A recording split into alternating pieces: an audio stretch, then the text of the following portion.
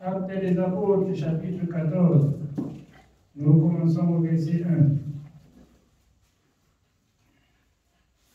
Il est écrit: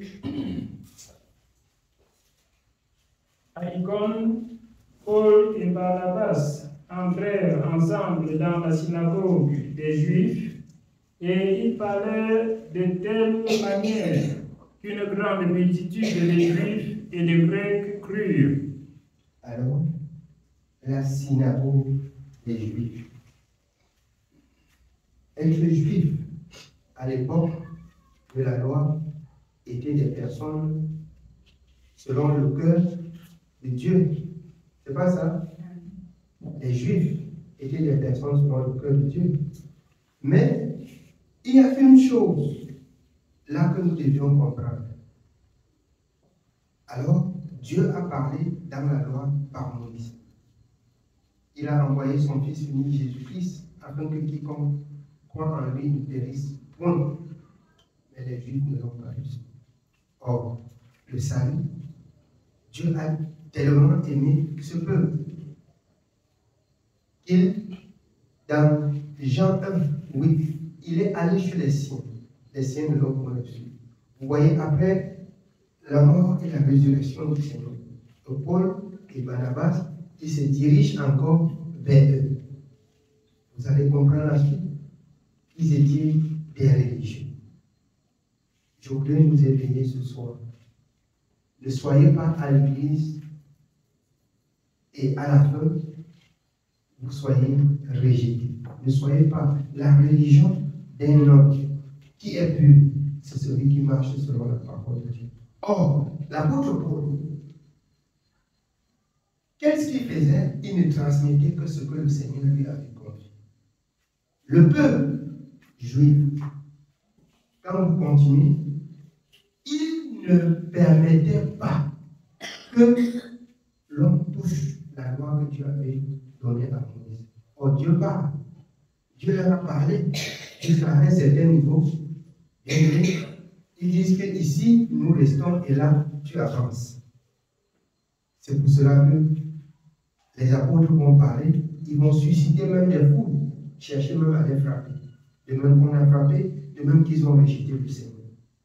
Bien-aimés, ne servez pas Dieu de bouche et que votre cœur a rejeté la parole de la vérité. Si vous ne servez pas Dieu entièrement avec votre cœur qui accepte la parole de la vérité, vous ne pouvez pas être agréable à Dieu. Il faut que votre cœur accepte la parole de la vérité. Les Juifs étaient à l'église servant Dieu, mais leur cœur n'avait pas adhéré à la parole de la vérité. Leur cœur repoussait la parole de la vérité. C'est pour ça que vous pouvez vous rendre compte aujourd'hui qu'ils entrent dans la synagogue des Juifs et ils ont pris le temps de leur parler. Oui. Nous continuons au verset 2. Mais ceux des Juifs qui ne crurent point excitèrent et aigrirent les esprits des païens contre les frères. Alors, ceux des Juifs qui ne crurent point, certains ont cru, ils excitaient le peuple à se soulever contre Paul. Et c'est la même chose aujourd'hui au milieu du groupe. Lorsqu'on écoute la parole, on ne peut pas mettre en pratique. On veut se former un petit groupe pour combattre la parole qui sort. Pour combattre la parole qui sort. Bien-aimés, n'ayez pas l'esprit de groupe. Il faut haïr la conduite des pécheurs. Il faut avoir la haine sur la conduite des pécheurs. Je crois que c'est ce qui est important pour nous. La haine à la conduite des pécheurs.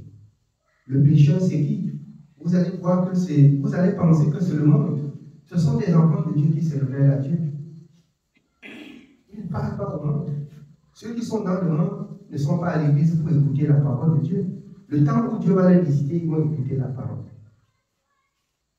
La parole s'adresse ici à ceux qui, chaque jour, sont devant Dieu pour prier Dieu, pour chercher à comprendre et à faire la volonté de Dieu. Il ne faut pas que la parole, il ne faut pas que ton cœur rejette cette parole. C'est que ton cœur rejette comme ça la vie. De même que ce juif, oui, on continue. Au verset 3, nous continuons. Ils restèrent cependant assez longtemps à Icône, parlant avec assurance, appuyés sur le Seigneur qui rendait témoignage à la parole de sa grâce et permettait qu'il se fît par leurs mains des prodiges et des miracles. Dieu témoignait qu'il était avec eux par des signes, des prodiges et des miracles. Le Dieu d'Israël, c'est le Dieu qui n'abandonne pas son peuple. Mais il arrive que le peuple abandonne Dieu. Dieu n'abandonne pas son peuple. Dieu ne laisse pas son peuple. C'est lui qui a dit, je ne vous délaisserai point. Je ne vous abandonnerai point. Je serai avec vous tous les jours jusqu'à la fin des temps. C'est nous qui abandonnons Dieu. C'est nous qui transgressons la parole. Si nous faisons ce que le Seigneur a recommandé, bien aimé, alors il est juste et fidèle pour accomplir ses bonnes paroles pour nous. Il a fait des promesses, mais les promesses de Dieu s'accomplissent uniquement dans la vie de ceux-là qui craignent l'Éternel et qui marchent selon la parole. Hier, nous avons écouté la parole. Il y a des personnes qui ont cru, mais ne gardent pas la justice de Dieu. Qui sont enfants de Dieu, ne gardent pas la justice de Dieu. Il s'agit de cette parole. Il s'agit, bien aimé, de ceux juifs qui aiment Dieu, mais ne veulent pas garder la justice de Dieu, selon la parole de Dieu. Ne soyez pas juifs dans la maison de Dieu. Ne soyons pas des juifs. Ne soyons pas des hypocrites. Battons-nous à mettre en pratique ce que nous avons écouté. Bien-aimés, rien n'est précieux que la parole de Dieu. Ce que Dieu demande, on enlève, on enlève. Amen. On enlève. Ce que Dieu demande qu'on fait, on le fait. On le fait. Oui. Nous sommes au verset 4. La population de la ville se divisa. Les uns étaient pour les Juifs, les autres pour les apôtres. La population de la ville se divisa. C'est ça? Ceux qui ne lisent pas la parole de Dieu ne s'interrogent pas à ce qui est divisé. Nous, selon la parole de Dieu par Paul, chez les Hébreux, nous ne sommes pas de ceux-là qui se retirent pour perdre leur âme, mais qui gardent la foi pour sauver l'âme. Quand ce n'est pas selon la justice, on se retire. Ne fermez pas Dieu dans le mensonge. Et ceux qui n'ont pas encore compris la parole disent, oh, on cause des divisions, on cause des ceci. On résiste à la doctrine diverse et étrangère. Et on se retire parce qu'on veut mettre la parole de Dieu en pratique sans être troublé. Mettez en pratique. Maintenant, qu'est-ce qui peut bien nous empêcher? Quand Dieu nous accorde la grâce, que nous puissions avoir, ou bien de l'autorité pour la mettre en pratique. Et plus rien ne va nous trouver et nous. Alors, si quelqu'un veut discuter, mais qui se charge de lire sa parole et discuter? Si la parole ne le convient pas, il est libre. C'est tout. C'est tout. Chacun est libre de se reculer. Ceux qui veulent persévérer. Vous voyez là, cette parole, les pauvres n'ont pas lâché. La population de la ville se sont divisées. Ceux qui voulaient suivre les doctrines diverses et étrangères, ceux qui voulaient suivre le Seigneur, le service du Seigneur. Oui, bien. Au verset 5. Et comme les païens et les juifs de concert avec leurs chefs, se mettaient en mouvement pour les outrager et les lapider, Paul et Barnabas, en ayant eu connaissance, se réfugièrent dans les villes de la Lycaonie, à Lystre et à Derbe. Alors, voilà, ils sont connus qu'ils étaient en train de les piéger. Ils sont entrés dans une autre ville. Amen. Non, si je ne dois pas être écouté, je quitte. Je quitte. Ils ont eu connaissance de ce qu'on planifiait contre eux. Oui. Se réfugièrent dans les villes de la Lycaonie, à Lystre et à Derbe, et dans la contrée d'alentour. Et ils y annoncèrent la bonne nouvelle. À Lystre se tenait assis un homme impotent des pieds, boiteux de naissance et qui n'avait jamais marché. Il écoutait parler Paul, et Paul, fixant les regards sur lui et voyant qu'il avait la foi pour être guéri, dit d'une voix forte, « Lève-toi droit sur tes pieds. » Et il se leva d'un bond et marcha. Alors, il est arrivé. Alors, quand je dis à quelqu'un, fais ceci, et que Dieu soit avec toi, cette personne ne croit pas dans son cœur, et c'est vrai. Mais si quelqu'un entend la parole de Dieu, donne son attention à la parole, et que c'est la parole de la vérité, une seule parole. Au nom de Jésus, que ce que tu veux soit, et ça devient ce que tu veux, par la foi et la parole que tu as entendu. Mais quand il y a des doutes, on ne peut pas être là-bas. Quand il y a des doutes, il a fixé le regard sur, il a regardé Paul a fixé le regard sur lui, en voyant qu'il avait la foi, il attendait quelque chose. Au nom de Jésus, mets-toi droit sur tes pieds. Le Seigneur a dit, si vous avez la foi comme juste un petit grain de Seigneur, vous pouvez demander à une montagne, déracine-toi de là et jette-toi de là, et vous voyez, elle s'accomplit. Ici, ça entre dans la foi. Et la foi, on ne peut pas avoir la foi si au préalable, on ne met pas la parole de Dieu en pratique. C'est en mettant la parole de Dieu en pratique que par la suite, vous travaillez votre foi et que la foi devient vivante. Vous dites et Dieu appuie pour confier. Voilà où nous partons. Vous dites que Seigneur permet que ceci soit ça. Pendant que vous observez entièrement ce que Dieu a dit, pendant que vous gardez la parole de Dieu, bien aimé, vous voyez, la chose est possible. Jean 15, 7. Si vous demeurez dans ma parole et que mes paroles demeurent en vous, demandez ce que vous voulez et cela vous serait accordé. C'est la parole de la foi. Amen. Oui, bien aimé. Nous continuons au verset 11.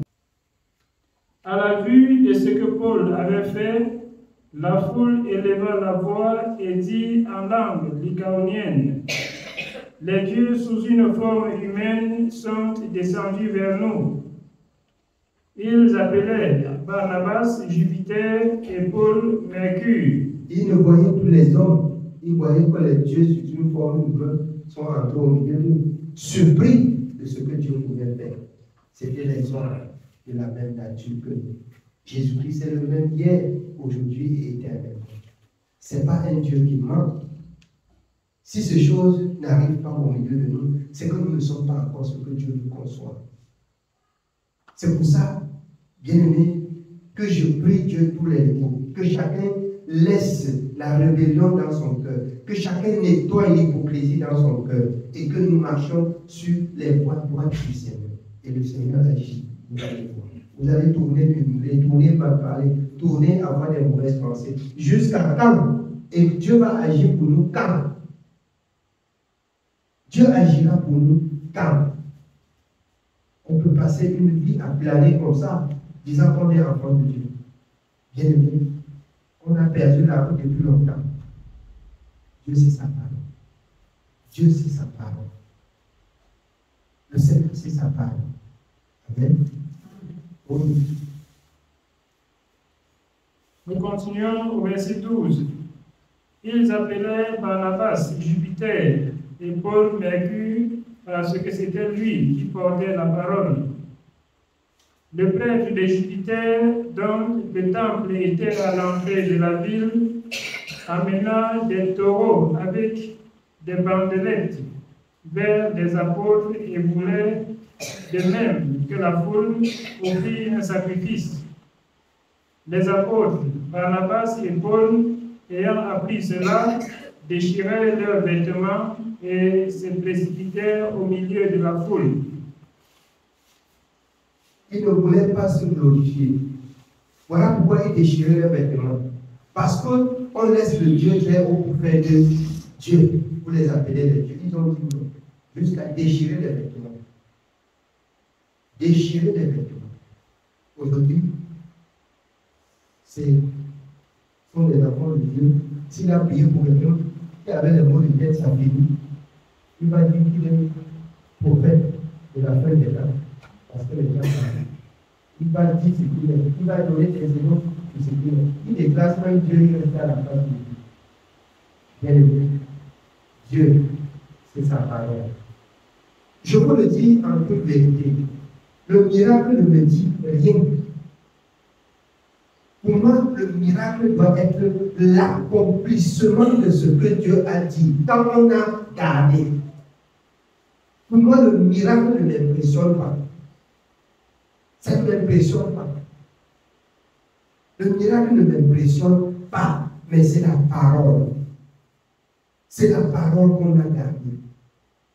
C'est la parole qu'on met en pratique. Alors, c'est ça. Bien aimé, le plus grand miracle de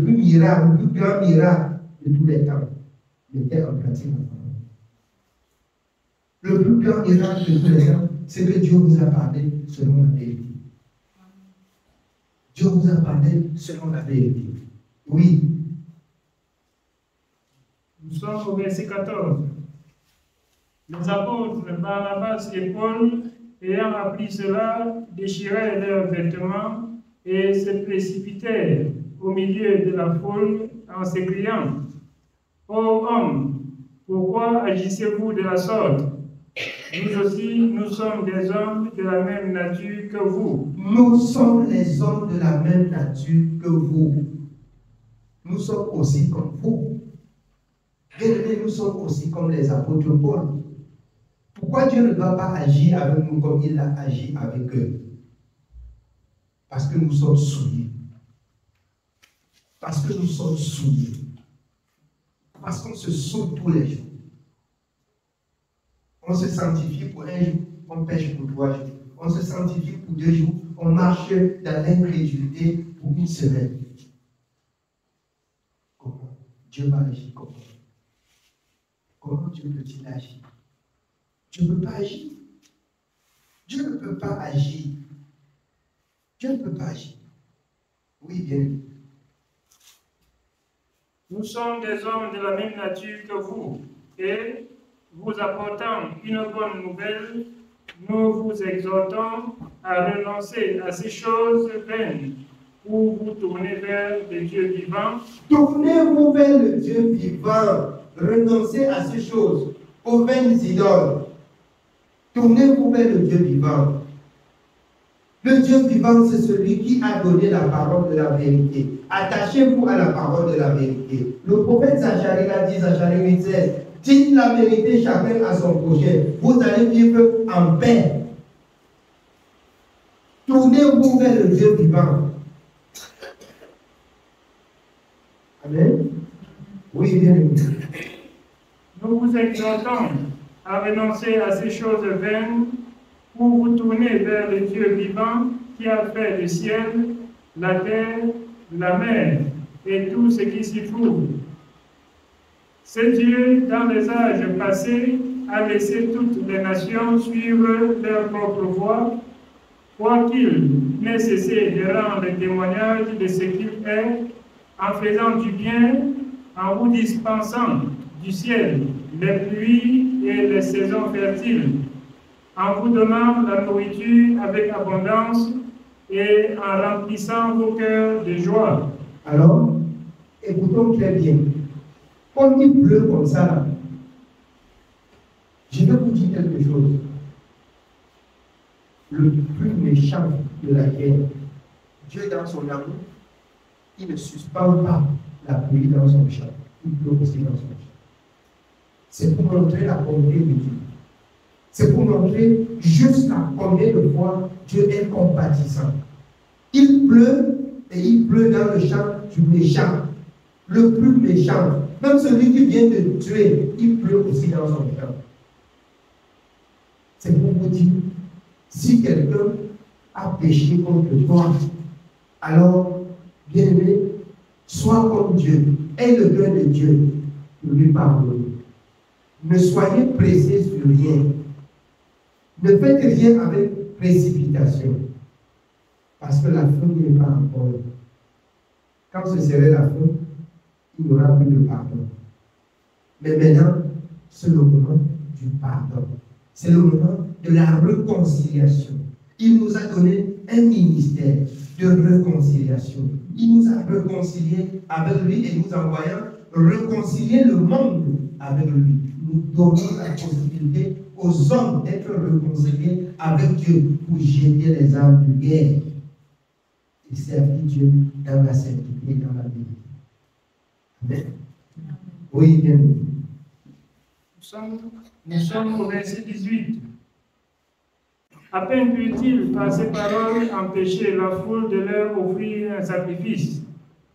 Alors survinrent d'Antioche et d'Icône des Juifs qui gagnèrent la foule et qui, après avoir lapidé Paul, le traînèrent hors de la ville, pensant qu'il était mort. Alors, vous voyez ce que l'apôtre a subi. Après l'ayant lapidé, on le tire, on le jette hors de la ville, pensant qu'il était mort. Les autres ont suspect. Vous êtes là pour manger, bien vous dormez. Vous voulez vous discuter. Au lieu de racheter le temps, comme a dit l'apôtre Paul à Éphèse, vous servez Dieu. Ils ont reçu les pauvres pour que cette doctrine reste. Les autres ont payé le prix. Quel est le prix que toi tu payes? Le prix à payer. C'est rien d'autre que l'obéissance. Amen. C'est rien d'autre que l'obéissance. Oui. Mais les disciples, l'ayant entouré, il se leva et entra dans la ville. Le lendemain, il partit pour Derbe avec Barnabas. Quand ils eurent évangélisé cette ville et fait un certain nombre de disciples, ils retournèrent à Lystre, à Icône et à Antioche. Il n'est pas rentré chez lui se reposer les fous. Il s'est levé. Il a continué dans les villes où péché. Dans les villes où péché. Souvenez-vous, c'est lui qui partait à Jérusalem. Et alors, la prophétie est sortie. Celui à qui appartient ce ceinture. Alors, voici la prophétie, il sera lié. Il sera attaqué comme ça. Et on va le battre de verge. Alors, les disciples se retournent vers lui. Paul, pardon, ne nous crée pas des problèmes. Rentre. Il dit, même s'il faut mourir, pour le nom de Jésus, je vais mourir. Je vais servir. Je vais témoigner. Même s'il faut mourir. Même s'il faut mourir pour Jésus, je vais témoigner. Bien-aimés, c'est vrai. Nous n'avons pas encore la foi de Paul, mais nous pouvons avoir la foi de Paul. Nous travaillons de jour en jour que Dieu augmente en nous la foi. Pour que nous aussi, nous soyons les pôles au Canada. Pour que nous aussi, nous soyons les pôles dans tous les lieux où l'Éternel permettra que son nom soit prêché. Qu'on soit les pôles, qu'on résiste à toutes sortes de mal et qu'on accepte de souffrir pour le nom de Jésus. Amen. Oui, bien. Continuons au verset 21. Quand Jésus eut évangélisé cette ville et fait un certain nombre de disciples, il retournait à Lystre, à Icône et à Antioche, fortifiant l'esprit des disciples, les exhortant à persévérer dans la foi et disant que c'est par beaucoup de tribulations qu'il nous faut entrer dans le royaume de Dieu. Il fit nommer des anciens dans chaque église et, après avoir prié et jeûné, ils les recommandèrent au Seigneur en qui ils avaient cru. Traversant ensuite la Pisidie, ils vinrent en Pamphylie, annoncèrent la parole à Perge et descendirent à Attalie. De là, ils s'embarquèrent pour Antioche, d'où ils avaient été recommandés par la grâce de Dieu pour l'œuvre qu'ils venaient d'accomplir. Après leur arrivée, ils convoquèrent l'Église et ils racontèrent tout ce que Dieu avait fait avec eux et comment il avait ouvert aux nations la porte de la foi. Et il demeurait assez longtemps avec les disciples. Amen. Que le Seigneur nous bénisse. C'est le message de ce soir. Nous aussi, Paul et notre bien-aimé ont été des hommes de la même nature que nous. Ils ont travaillé, ils ont combattu, ils ne se sont pas glorifiés de ce que Dieu avait opéré pour vous de signes et de prodiges. Nous aussi, humilions et apprenons à comprendre la parole de Dieu. Le Seigneur fera la même chose à nous. Il est écrit que Jésus-Christ est le même hier, aujourd'hui et éternellement dans le livre de Hébreux 13,